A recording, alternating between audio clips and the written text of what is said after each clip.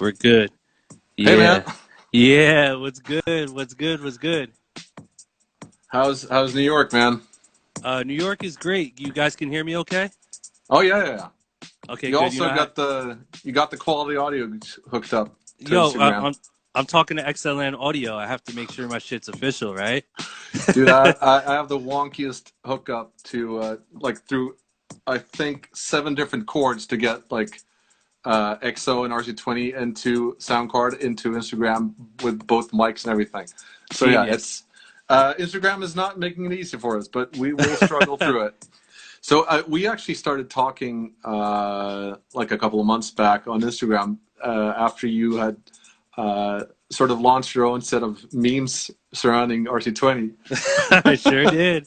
I Yeah. sure did. And it's so funny because obviously people thought I was like clowning and stuff, but like I really just I was really just having fun, number one. Yeah. And also too, like over the years, I mean, people have known like how how powerful RC20 is, but also too, I have a pretty deep history with you guys too. I Mm. was a lot of fun fact that a lot of people don't know, but when you guys launched Addictive Drums, I was actually on the box, on the back Yeah, box, I know. which is cool. People don't know that, but I've been definitely hip to the movement. So yeah, man. I just wanted to pick your brain on how you use RC20 and how you think you should not use it. Yeah. So, first of all, RC20 is definitely the solution to something that I personally, as a producer, have always wanted from a plugin. Prior to RC20, there were definitely other sort of like different plugins and techniques that you could, use to achieve the same thing that RC20 does, like instantly. Stuff like tape hiss and vinyl crackle. Um, and then also the wobble sort of bend effect. Yep, good. You're pulling it up. So on the left, that wobble knob is genius because, I mean, for conflict of interest, I don't want to shout other plugins in, but there were definitely some other plugins that you can manually try to achieve vinyl wobble, and they weren't quite as easy and user friendly as RC20 is.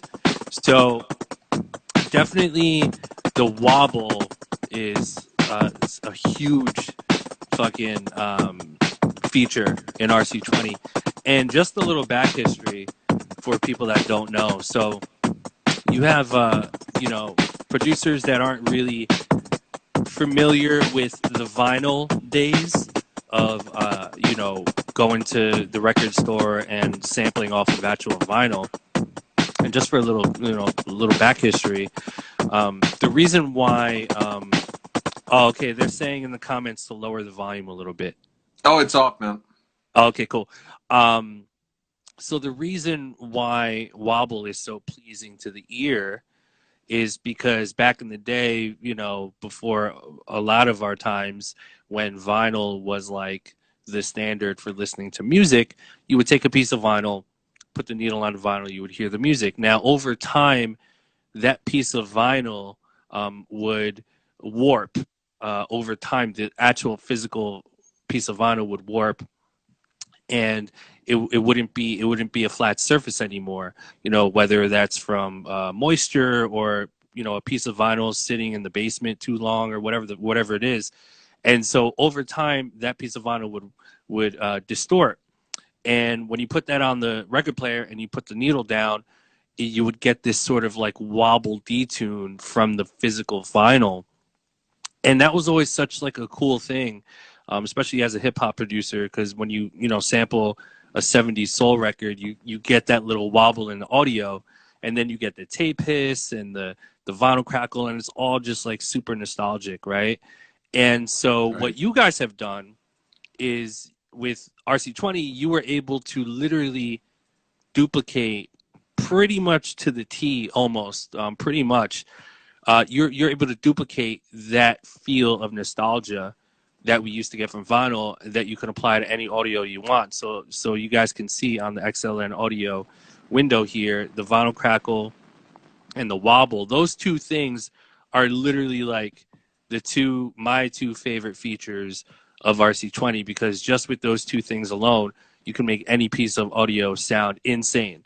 And you guys know I'm big on creating loops and melodies, and those two features in the plugin are like the two that I use the most. From RC20. So that's why people use it. Just for a little history, if you were born after the year 2000, so shout to all my, you know what I'm saying, 16, 17, 18-year-olds in here. You're like, Yeah. what's up with the wobble vinyl? Well, that's Yeah. where it comes from. So yeah, man, kudos to that. And that, 90% of my usage with RC20 is literally wobble and vinyl, and then I'll get into the other stuff a little bit too. Right. Right. Actually, I don't know if you have any sort of workflow tips that you usually use it for, like to on any specific thing in a mix where you would put it or not put it. Yes. All Uh, right. So I'll give you a little trick. So let's say you're, and you can stay on this screen too. Let's say I'm creating a piano loop, right? Let's say it's 150 BPM, 4 bar loop, and let's say it's 2 chords. So it's like a boom and then another chord, right? So uh, what I would do basically is I would put RC20, and the first thing I would do is I would go to the noise section, and then there's this little feature, if you can zoom in, called duck on the bottom right. See that? You guys see that duck? So what duck does is basically when the audio passes through the channel, it'll sort of sidechain the audio. So when the audio passes through, the vinyl hiss will lower, and then as the instrument you're passing through starts lowering in volume, that vinyl crackle hiss will start to increase, sort of like a sidechain compressor. And I like that because during my tail end of my piano, while that piano is about to fade, that the velocity is about to go down, um, I want that hiss to come in at the very end, tail end of that piano. And so that's just like a cool trick to make your shit sound vintage vinyl, and also won't uh, it won't cloud your entire loop. It'll only come in certain dead spots, like those certain air pockets. And then for wobble, I'll do two types of wobble. If you want to zoom into the wobble knob for them. So there's two types of wobble I'll use. I'll do a low rate wobble and then a high rate wobble. So if you see the rate knob there, I know it's like nice and low, so that's good. So I'll do a low rate to mimic the actual vinyl bend that I was talking about earlier. I'll keep it pretty low, and then I'll do like a subtle wobble so that the pitch moves up and down very slowly without you even really noticing. And I'll literally throw that like on my master. Not too much, like right there where it's at right now is like way too much. I would definitely be careful of that, guys. Like you don't want to overdo this part.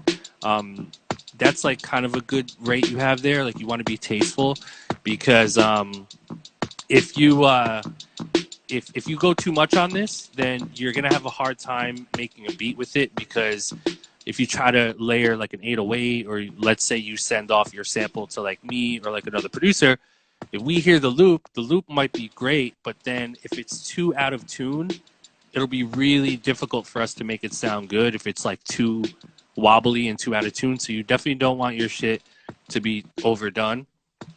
So that's the first kind of wobble. The second kind of wobble is a high rate wobble. So again, if you zoom into the wobble knob again and you see that rate there, then I would increase that rate to maybe 12 o'clock. Maybe the other rate, yeah, maybe like a more flutter type thing. yeah, because it's like the rate is for the wow, and then the other rate is for the Yeah, flutter. So you can yeah. choose here. I would keep it in the middle. So the wow flutter knob in the middle, and then maybe try rate at like 9 o'clock, and then the other rate, the wow rate, maybe at 9 o'clock as well. Right. You can lower the rate down a little bit on the top right rate, the flutter rate. Okay, yeah. Lower that down a little. Yeah, so then you can do something like this. I would throw this on like a piano or like a synthesizer to really just give it that like washy wobble kind of feel. And again, at the end of the day, you just got to trust your ears. You know, like there's no real like preset that'll make your shit sound great. It's really just like a matter of training your ears as well. So again, I know that sounds super simple, guys, but literally with those two little tiny like simple tricks, I think you're really going to be surprised at how you can transform your entire sample. Also, can we go to cut knob on the bottom real quick? Can you Right, zoom right, right, into right. that? So you guys see where the cut knob is? This is basically a frequency band or the band here, and it's basically you're choosing which frequencies you want to pass through RC20. And for me, usually on average, I'll take that low arrow where you just were, and I'll go about, you keep going right, maybe around 200 hertz. Around Right. 200 hertz. That's like usually my general where I like to live. And then on the high band, you can go right a little bit, maybe go 55 hertz. So go left, 55 There ish. we go.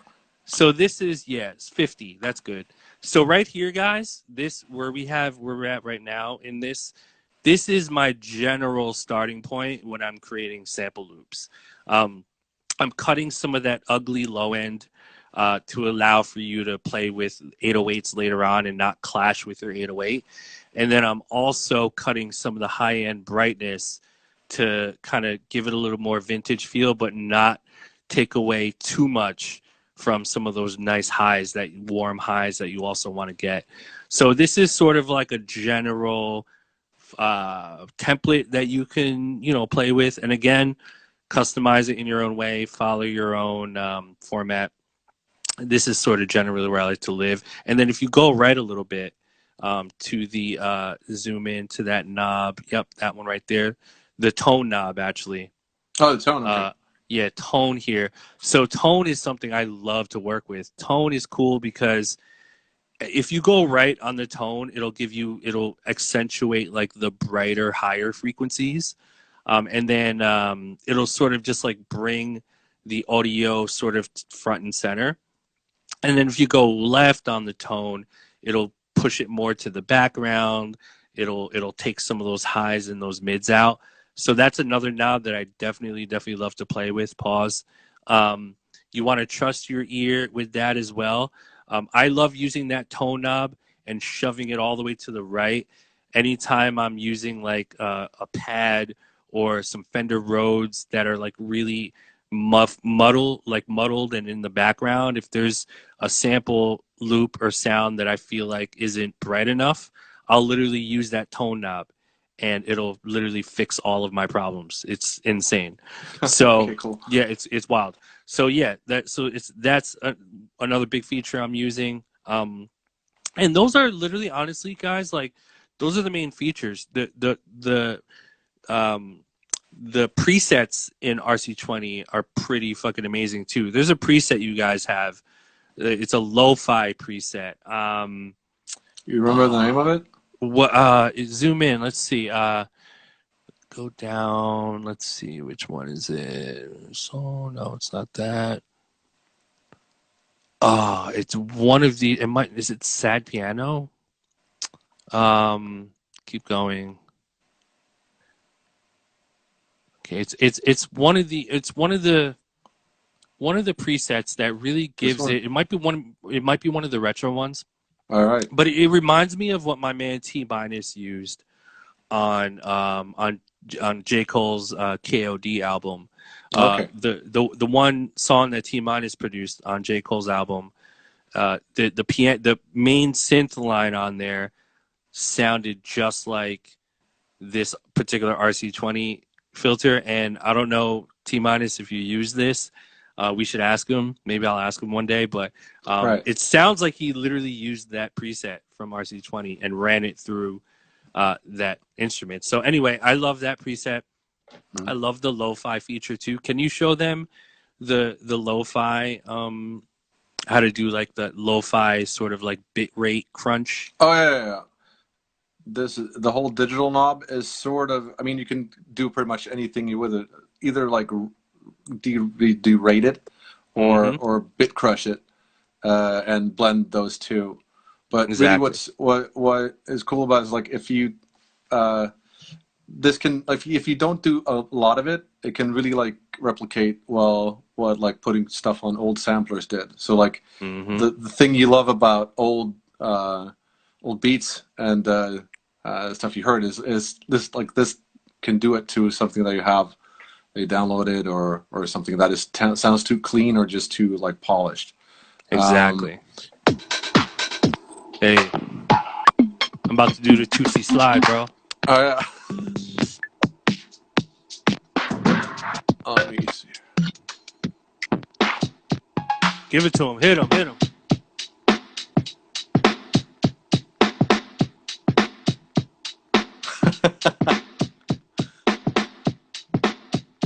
All right, so I mean, if we start, Hey, hey. what's About to really cool freestyle, about bro. it is Yeah. you can play around with the cut filter. So you don't need to apply to everything. You can Yeah, that sounds good. it can crank it but like just put it on the top end Yes. Top end.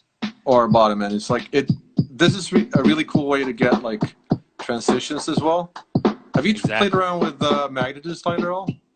Yes, absolutely. And you can, by the way, if I'm wrong, but you can automate each one of these knobs, Oh correct? yeah. Everything you can Yeah. automate everything. But the cool thing about this is like it's like a master knob for everything in Yes. RC20, which is so you can dial in something really wacky, Exactly. uh, like for a drop or something. You can just have this going. Exactly. Automate it. Boom. And the cool thing is you can see here like all these parameters. It's not a wet dry slider. It's going to like it's as if you had like 20 hands and could pull all of these knobs at the same time. Same thing with the cut down here. So everything and the tone, and even if you have like this pulled to like mono here, Yes.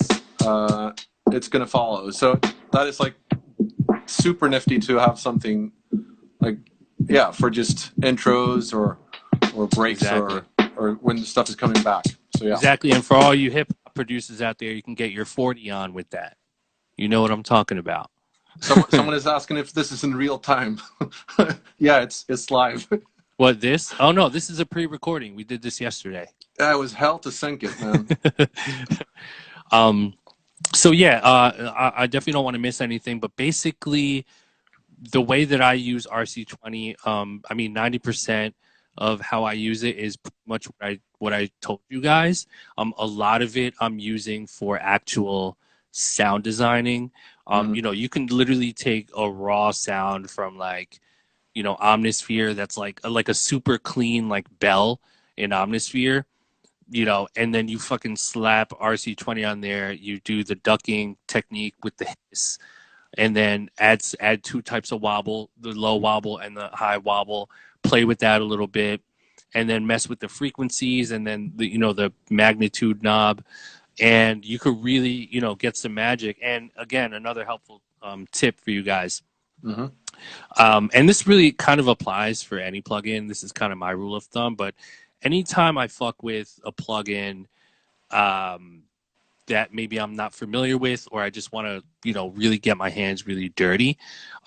I feel, and this is a lot of people probably know this already, but the best thing you can do is just like turn those knobs and like get like really drastic with how you turn your knobs and then dial back later. So like I always find it like when I first got RC20, the first thing I did was completely destroy whatever I was creating, right? Like I went Right. in there Yeah. and I just turned everything all the way up. Boom. Okay, this does this. What's this magnitude? What's this digital? Like, what is this little knob here? Let me turn it all the way and see what happens, right? I think a lot of times producers sort of just like get stuck in preset mode where they'll just go through presets and then they'll say, okay, this one sounds good. This one's cool. This is cool. And then they're sort of confused and maybe a little intimidated by the plugin. My rule of thumb is dive deep, head first, pause, turn those knobs all the way up, fuck the sound up, like literally like destroy whatever it is you're making, and then I find it that's a quicker way to gain some understanding with the plugin and also just be comfortable with the plugin. And that's also a great way to discover certain things about a plugin. You might run into like some crazy thing that you do, and and then you save a preset. That's another thing too. You guys want to remember is anytime you create something cool or you have a moment with RC20, save that bitch, save that preset. That's the best thing you can do. Can you show them how to like save presets and stuff? Right. So what you want to do is just, you dial anything in, and then, a preset can be anything and also a blend of things. So, you talked about like finding, like overdoing stuff and then dialing it back. That's what, like if we look at the magnitude slider, I've obviously now just wobbled it to hell. But, Hey, I might like sounds the like a vibe dead of it. frog now. Yeah, I might like where I took it too far, so then I just like slide it back a little bit and like, oh, this is good. And then you just save that as a preset, and we'll call it frog. Call it dead frog. Yeah, dead frog. Dead froggy boy. Yeah, there you go. All right, That's dead amazing. froggy boy. I'll send you that preset later. Send it. No, and that is really not harder than that. And all of this can be just, you can walk around as much as you want. I don't know, something that actually you talked about that you use the duck feature a lot on on here. I talked to my boy Count Cole we did another live with him the other weekend, and what he actually uses it for a lot is like to give life to like a kick or a snare. Yes, I do the same thing. So you use that feature for your one shots. Yes, to give it that little air at the end. Yep. Ooh, see, that sounds cool with the wobble. So then you guys hear that little wobble? You hear that air? So what you can do is you can play that, like do exactly what he's doing, throw that on, and then print it to audio, and then chop that one-shot snare, and then create your own fade, so you can fade that out and create a nice little tail on it. Because if RC20 is on, you're going to continue to hear that the air and the wobble and the the hiss in there. But you can print that into audio to another track, and then take the end and then fade it out so that you get that nice with the one shot with fading out. So that's another cool little thing. And if you're making drum kits, this is the way to go. Add some life. Look at that. Fire snares. I definitely, if you were to ever see a session of mine of like just a melody loop, literally every single instrument has RC20 on it. It's crazy. But one thing I will say is you guys want to be careful using multiple RC20s, because if you have RC20 on multiple tracks and then you have hiss on your tracks, if you're not playing anything, I find this in Pro Tools. I don't know if this is true on any other DAW, but it'll too many hiss tracks will start to cloud up your track. And if you have too many and then you bounce the file, you're like, oh, it didn't sound like this while I was playing it, but in the actual audio bounce, it does. It's because RC20 is sending that hiss through.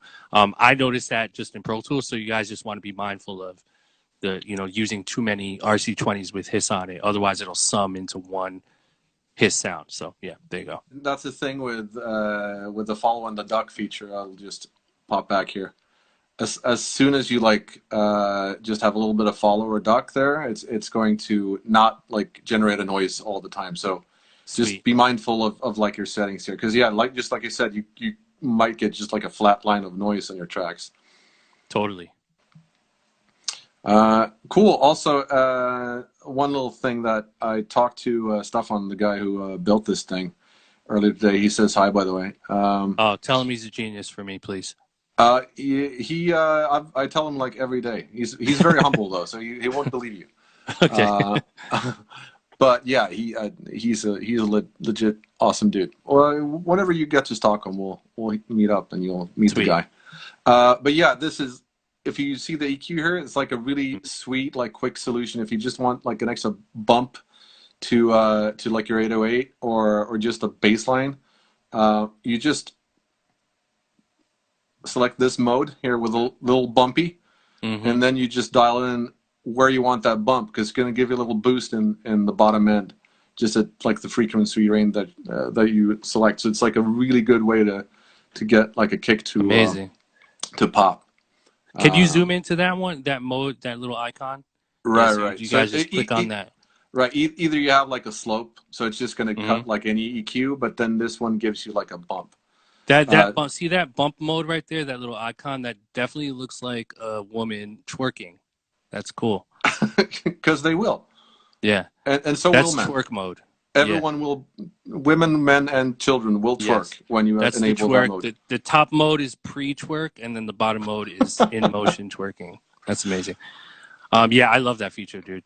It's crazy because it's almost like there's everything that you need all in one plugin. You don't have to go outside to load up any other plugins. Like, rarely do I use, like, I'll have an audio track, and then if I'm using RC20 on that audio track, rarely do I load up like an EQ because I really kind of don't need it because I have like, I'm doing all the EQing like in RC20.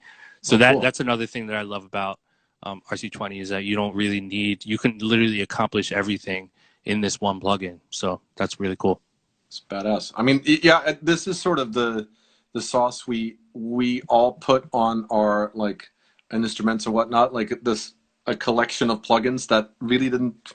I mean, it was just hell to manage like the out volume and everything from them, Mm-hmm. and so we just decided we want this thing. That's really. Yes.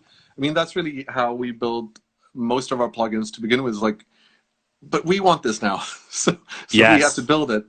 Um, Actually, that's one really cool thing that is sort of it's not a hidden feature, but it's more of like a feature that you don't see without someone telling you, is that you can actually, if you want like RC20 to go a little bit more in the red, or you wanted to control like the out volume, just like you said, if this would be like 6 plugins that you stack on top of each other, you would have like a hard time dealing with the master volume, with the Mm-hmm. master gain. So I mean, you have your in gain and you have your out gain in RC20, but what is cool is that if you, let's see here, which one is, it's, yeah, if you hold down command and you adjust it, the out and in gain are going to duck or boost Oh, according to the other one. So you can actually, and nice. so if you want to like, just like you would push like a higher gain into like your distortion pedal or something else, you will see like the noise module and the distort module and the digital module start to like behave differently and like give you a little bit more crunch if you add more gain. But I mean, you will then going to start to clip in the out gain. That's So fucking cool. How do you do that again? Command? just hold the command key and Command key. while you do this, and you're good. That's great. And it's going to duck accordingly, so you get the same out volume. So I mean, it's really, if you have like, again, if you have your settings dialed into where you want it, but it's like, yeah, I'd want to have a little bit more distortion without like maxing it out, or like messing up what I got. Then you can just try to add a little bit more in gain, and make the out gain duck. So that's sort of a nice hidden feature. I love Um, that. Wow. um, Learned so that's something cool. new. Didn't know that. Yeah. It's You know what? While we have you here, and I'd love feedback from the people in the chat room. right. And correct me if I'm wrong. I don't know if this feature is in there or coming. Maybe it is, but I would love to see a randomize button. A randomized like just random settings. Yeah, so it'll according to an algorithm, it'll just randomize every knob, every feature so that you just get something new every time you hit roll the dice. I hear you. And then a feature to lock certain ones into place. So I can lock EQ, I can lock my gain, I can lock this, but then certain things I want to randomize. That would be a That really cool feature. It's cool. It's actually, I mean, we spend a lot of time doing that exact thing in XO. I don't know if you've fucked around with Yes. XO a lot. Yeah, XO. But I haven't. No. You know what? I purposely have we'll not. do a different session on that. But just to show you, like, we've XO already is done that. amazing. We've done exactly that. Look here. It's like, this is, if you have your beat, let me just show you here. This one. Mm-hmm. And then these are all your samples that you selected. This is what XO does. It's like, it gives you other samples based on like how close and how similar they are. So so we already have the randomization built into this. Same goes for like the beat. And this is where I need to talk to Stefan about this, because this is actually really cool and would be cool in RC20. We can do the same thing with the beat here. So it's randomly changing. It's suggesting a pattern. Yeah, you have like your go-tos, like your four to the floors and what, like your basic patterns, but then based on other presets you've done, it's going to suggest other stuff. So I mean, let's just look at like what another kick pattern would do. That's fire. And then you can randomize stuff, and just like you said, like if you like what you hear, you can just lock it down, and then just fuck around with the rest of them until you find something cool. I love that, bro. So I mean, this is really, I mean, this is more of a spaceship compared to RC20. It's like a lot of features, but once you like dive into them, you can have so much fun in this thing. We'll do it. We can do a separate live on this one. But yeah, we will. I'm gonna take the time to learn XO and wrap my head around it. That's. I mean, just a thing like this. If we're just, you want to find, you like what you got here, but you want like a different kick. Let's boost this a little bit. So you can actually like just sweep to hear what you want. I love that. How fucking cool is that? These are all your samples. I mean, I could just throw in all your sample libraries here, and they would line up or like find their place in the space based on like how similar they are to the other sounds. So you can actually how long did it take you guys to develop to make this thing? Yeah. I wouldn't want to say like not that long, but like 3 or 4 years. Yeah. That's hardcore, bro. I mean, it's in constant development, so we're always adding to it. But it was released a year ago, and I mean that was, I think, 3 years of solid development. This is pretty much like one of the biggest things we've done after addictive drums. So yeah, I mean it is sort of a spaceship, because since it's both both this sweep to find your sound thing, and on top of that also like this whole sequencer that has like all this similarity stuff built into it. Do you know what's crazy about that? Like, you really have to, like, your brain has to function in a certain way to really wrap your head around exactly how fucking insane that is. Like, this is so crazy, guys. The thing is like it's a two-dimensional space, but really it's like 4 dimensions of like when it hears sounds and sorts them out, it's in 4 dimensions. So it's actually like based on, you can filter on tons of stuff. It's like, sure, you can just like go, all right, I want my 808s, and I'll have all my 808s like this, and I can just sweep my 808s. But when it starts to get like really interesting is when you can start going on frequency. So like I just want like low frequency sounds, or that are like really short, and then these are long. Jesus. And or I mean, you could just as well be like, oh no, I want to find something that's like low pitch but like short.